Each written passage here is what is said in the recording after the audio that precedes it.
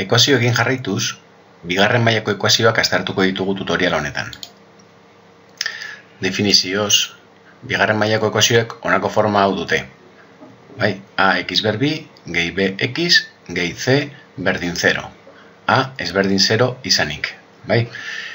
Bigarren mailakoa da, mailarik altuena, monomioetako mailarik altuena bi delako.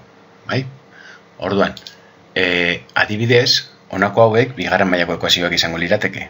Adibidez, lehenengo hau, 3x ber b, ken 3x ken 6, berdin 0.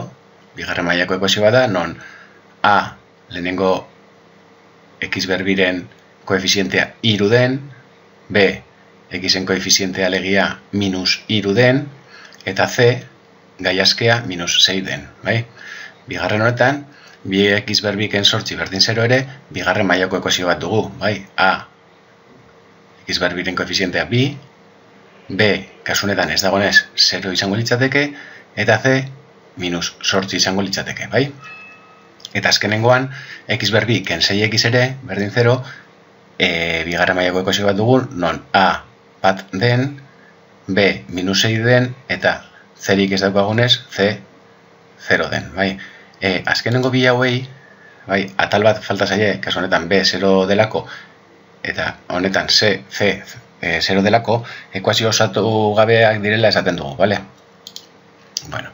Bigarren mailako ekuazio baten orduan, soluzioa, hau izanik forma orokorra, honako formula honen bitartez lor dezakegu.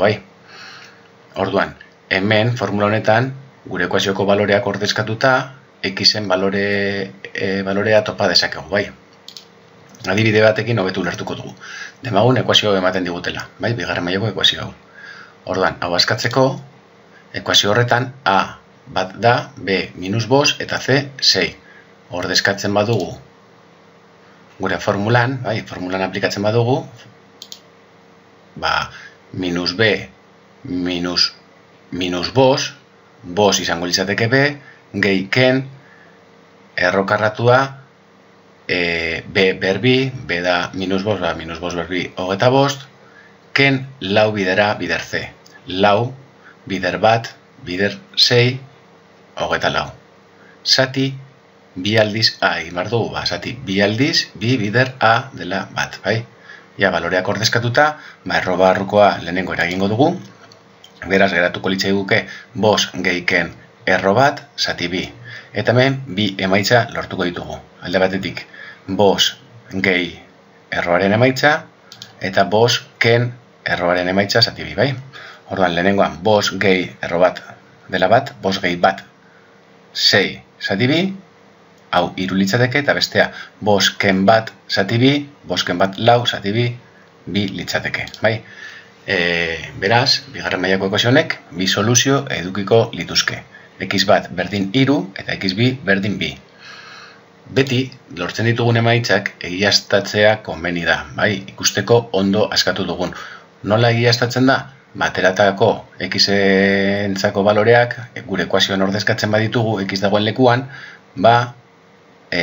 gure ekuazioak 0 eman behar digu, ordezkatuta x-en lortu ditugun balore horiek, ekuazio hau, hemen ordezkatzen badugu, ekuazioak 0 eman behar duenez, balore horiek ordezkatuta 0 eman behar digu. Orduan, 3 ordezkatu dugu lehenengo kasu honetan, eta 0 ematen digu, eta beste soluzioa 2 ere ordezkatu dugu x-en lekuan, eta 0 ematen digu. Beraz, ondo askatu dugu gure ekuazioa. Bigarren mailako ekuazio baten soluzioan, egoera berezi bi gerta daitezke. Formula hau aplikatzean, adibidez, erroaren barruan doana 0 ateraz gero ekuazioak soluzio bakarra du. Miratu zergaitik. Demagun, hemen daukagun ekuazioa daukagula. Ordezkatzen ditugu gure ekuazioan gure baloreak, eta ekuazio honetan erroaren barruan geratzen dena 6 ken 6 0 denez, soluzio bakarra daukagu. Ze lau gehi 0 edo lau ken 0, lau da beti, lau zati bi, bi. Soluzio bakarra edukiko genuke, erroaren barrukoa 0 ematen digunean. Eta beste soluzio berezi bat da, erroaren barruan doana negatibo ateraz gero, ekuazioak ez du soluziorik. adibide honetan ikus dezakegun moduan, bai, hau da gure bigarren mailako ekuazioa baloreak ordezkatuz, erroaren barrukoa -64 ateratzen zaigu, eta erro negatiborik ez denez existitzen, gure ekuazioak ere eluke soluziorik izango. Beraz, bigarren mailako ekuazioak berez bi soluzio dituzte, baina erro barrukoa 0 ateratzen bada soluzio bakarra, eta erroa negatiboa bada ez dauka soluziorik. Bale, normalean, aurreko formula erabiliz askatu itzazkegu ekuazio osatu gabeak, bai? Baina askoz errezago da ondoren azalduko dugun moduan ebastea, bai? Ekuazioa osatu gabea denean. Demagu, ekuazio osatu gabeak b berdin 0 izanik, bai? Egoera honetan. Adibidez, ekuazio honetan, 2x ber b, ken 8 berdin 0 bigarren mailako ekuazio bat dugu, baina b ez daukagu, bai? Orduan b 0 izango litzatekela suposatzen dugu.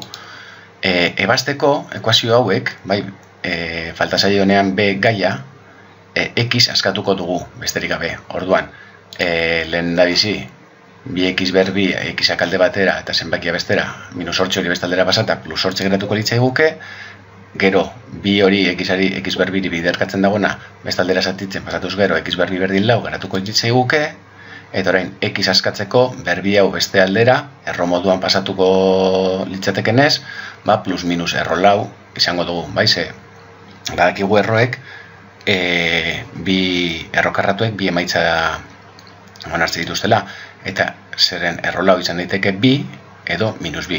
Beraz, kasu honetan, ekuazio osatu gabe honek bi soluzio lituzke. Bale. Beste ekuazio osatu gabe bat izango litzateke c edo gai askea 0 denean, bai? Kasu honetan, hemen daukagun adibide honetan, x ber bi ken 6x berdin 0, c gai askerik ez daukagu. Orduan, ekuazio hauek ebasteko x faktore komuna aterako dugu.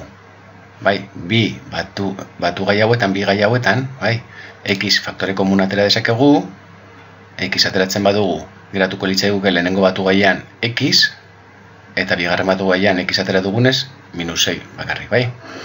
Karo, kasu honetan, zer gertatzen da? Bi faktoren arteko biderkaturak 0 eman behar digu, bai?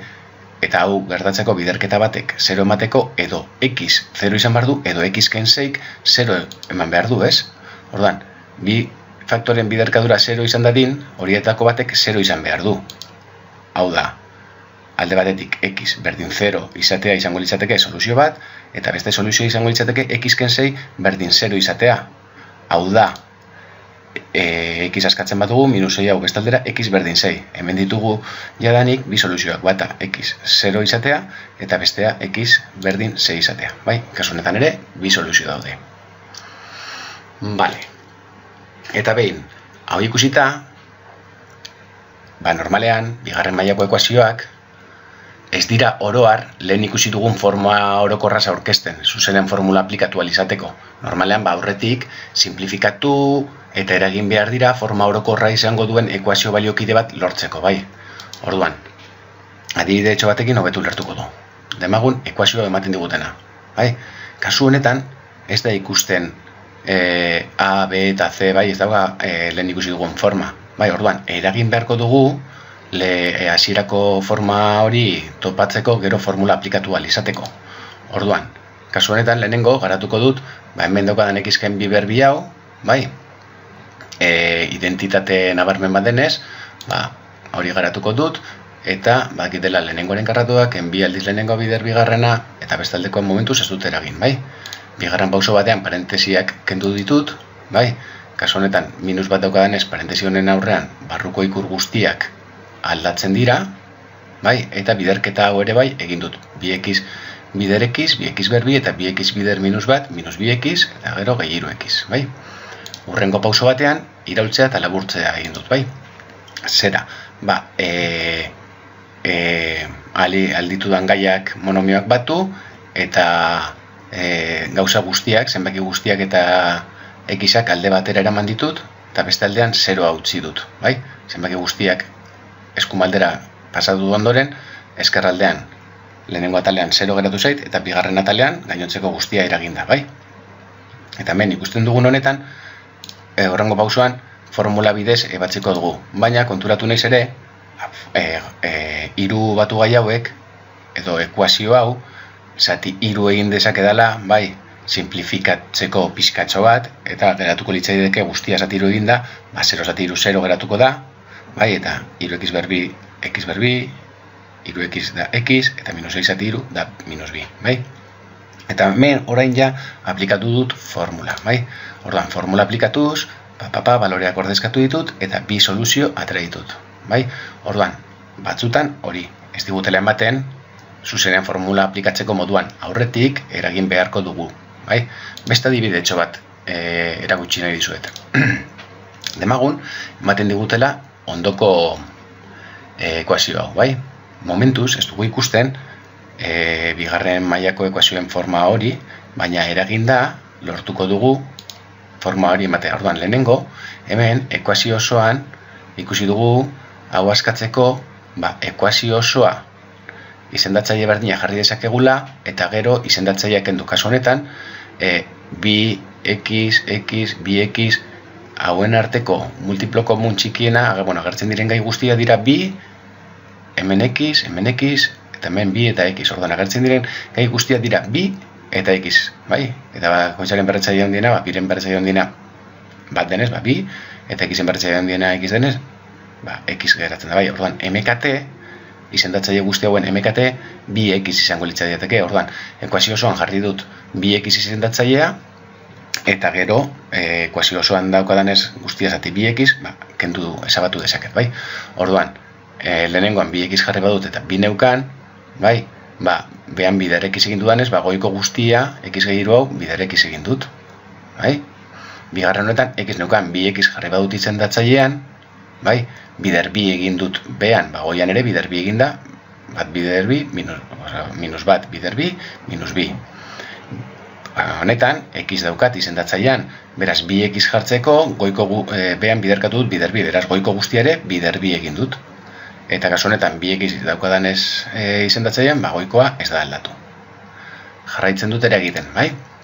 Parentesiak kenduko ditut, beraz, parentesiak kentzeko, biderketa hori ingo dut, x bider x, x berbi, x bider iru, iru x, ken bi berdin, bi bider x, bi x, bi bider minus iru, minus 6, gehi lau, ken x berbi. Vale. Orain irauli eta laburtuko dut, gai guztiak alde batera pasako ditut, eta alde batean bakarrik 0 gutxiko dut, bai? Eta ona helduko nintzateke.